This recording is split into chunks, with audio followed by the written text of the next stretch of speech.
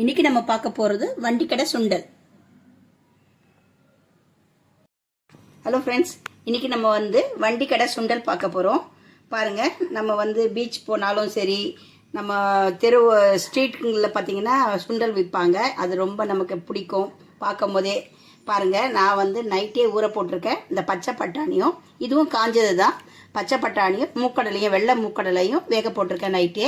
இப்போ நான் இதை அலம்பி வச்சுருக்கேன். நம்ம இதை வேக போட்டுக்கலாம். அலம்பி தண்ணி ஊற்றி வச்சுருக்கேன் நான். இதை நம்ம வேக போட்டுக்கலாம். ஒரு 5 விசில் அடுப்பத்தை வச்சுருக்கேன். இந்த பாருங்கள், நம்ம வச்சு கொஞ்சம் போல் உப்பு போட்டுக்கலாம். இப்போ நம்ம வெயிட் போட்டு நம்ம ஒரு 5 விசில்ஸ் வரா மாதிரி நம்ம வேக போட்டு வச்சுக்குவோம். இப்போ நான் க்ளோஸ் பண்ணிக்கிறேன். விசில் போட்டுக்கலாம். விசில் போட்டாச்சு. ஒரு 5 விசில் விட்டுட்டு நம்ம எப்படி சுண்டல் செய்கிறதுன்னு பார்க்கலாம். இப்போ நம்ம சுண்டல் செய்கிறதுக்கான மசாலாங்க நம்ம அரைச்சிக்க போகிறோம். இதில் ஒரு ஸ்பூன் சோம்பு எடுத்துக்கலாம். இதில் இஞ்சி பூண்டு எடுத்துக்குவோம். சும்மா பாருங்கள், ஒரு இஞ்சி இவ்வளோ துண்டு இருக்கணும். 2 பச்சை மிளகாய், ஒரு தக்காளியை நான் 4ஆக கட் பண்ணியிருக்கேன். வெங்காயம், ஒரு 2 வெங்காயம் எடுத்துக்கலாம். இதை நம்ம அரைச்சிட்டு வந்துடுவோம். இதை அரைச்சிட்டு அப்புறம் எப்படி செய்யுதுன்னு நம்ம பார்க்கலாம். இப்போ பாருங்கள், நம்ம அரைச்சிட்டு வந்தாச்சு.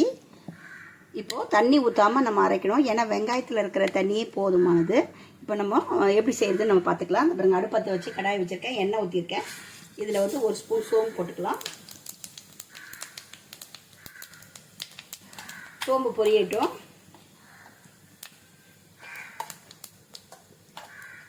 இதில் நம்ம அரைச்ச மசாலாங்களை போட்டுக்கலாம்.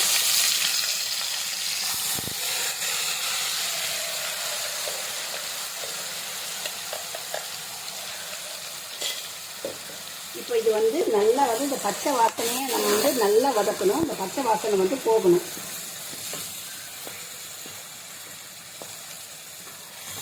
நல்லா அந்த பச்சை வாசனை போயிட்டு அந்த எண்ணெய் நமக்கு ஊற்றின எண்ணெய் எண்ணெய் பிரியணும்.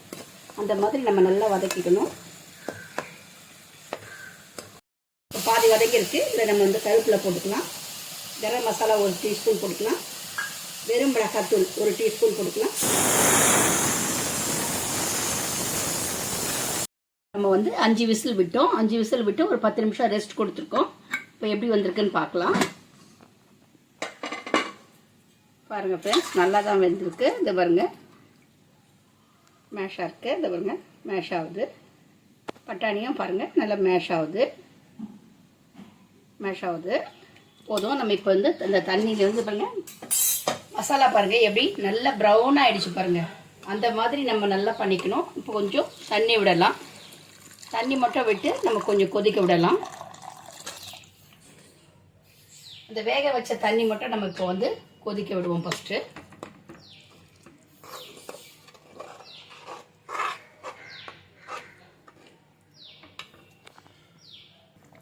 இப்போ கொதி வருது. நம்ம பட்டாணியை கொட்டிக்கலாம். இப்போ நான் இன்னும் உப்பு சேர்க்கல. அந்த பட்டாணி வேகும் போது கொஞ்சம் போல் உப்பு சேர்த்துருக்கேன். இப்போ நம்ம இதில் சேர்த்துக்கலாம். தேவையான உப்பு நம்ம இதில் சேர்த்துக்கலாம். நம்ம தேவையானது சேர்த்தாச்சு. பட்டாணி வேகும் போது கொஞ்சம் போல் போட்டேன் நான். இப்போ இது நல்லா வெந்து வரட்டும். நல்லா திக்காகி வரும்.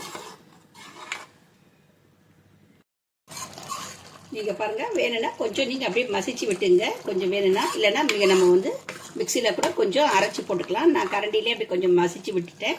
கொஞ்சம் 2-3 கொஞ்சம் பருப்புங்க நம்ம மசிச்சா நல்லா திக்னஸாக இருக்கும். ஓகே, இதுக்கு மேலே நம்ம சுண்டுச்சுன்னா நல்லா இருக்காது. நம்ம ஆஃப் பண்ணிக்கலாம். ஆஃப் பண்ணிவிட்டு நம்ம கொத்தமல்லி போட்டுக்கலாம். இப்போ நம்ம சர்வ் பண்ணிக்கலாம். எப்படி சர்வ் பண்ணதுன்னு பார்க்கலாம்.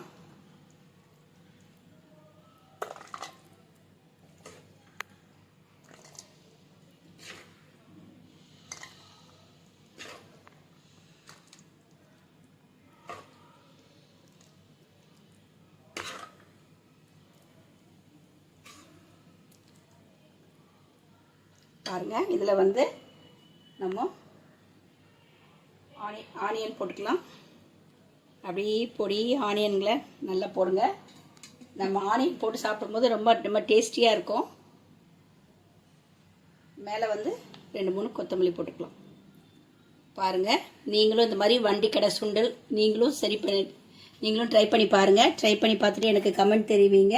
எங்கள் சேனல் உங்களுக்கு பிடிக்குதுன்னா லைக் பண்ணுங்கள், ஷேர் பண்ணுங்கள், கமெண்ட் பண்ணுங்கள், சப்ஸ்கிரைப் பண்ணுங்கள். மறக்காமல் பெல் ஐக்கானை ப்ரெஸ் பண்ணுங்கள்.